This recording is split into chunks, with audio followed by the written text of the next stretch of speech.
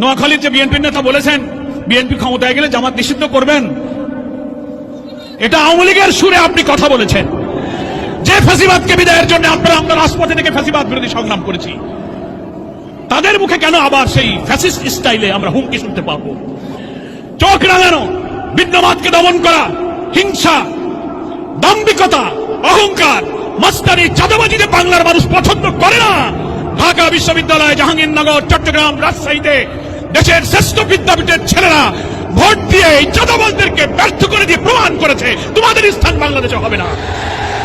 এরাও এই 4টা বিশ্ববিদ্যালয়ে আমাদের শিবিরের ছেলেদেরকে চোখ রাঙাইতো, হলে থাকতে দিত না, ইফতার করতে গেলে পিটাইতো, নামাজ পড়লে পিটাইতো, দাড়ি দেখলে পিটাইতো। কি পিটাইতো কিনা বলেন?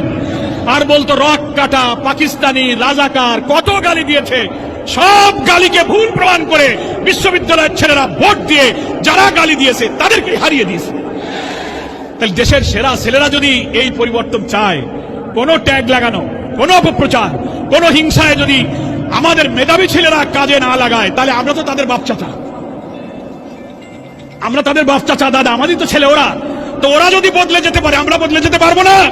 বিশ্ববিদ্যালয়ের নির্বাচন বার্তা দিয়েছে, তারা বলছে হোক পিতা ও বড় ভাইয়েরা, আমরা বদলে গেছি, তোমরা বাংলাদেশকে বদলে দাও। আগামী ফেব্রুয়ারি নির্বাচনে ইনশাআল্লাহ বিশ্ববিদ্যালয়ের নির্বাচনে যে জোয়ার তৈরি হয়েছে, দাঁড়িপাল্লাকে বিজয়ী করে আমরা সেই জোয়ারের মধ্য দিয়ে নতুন বাংলাদেশ আমরা ইনশাআল্লাহ গড়ে তুলব।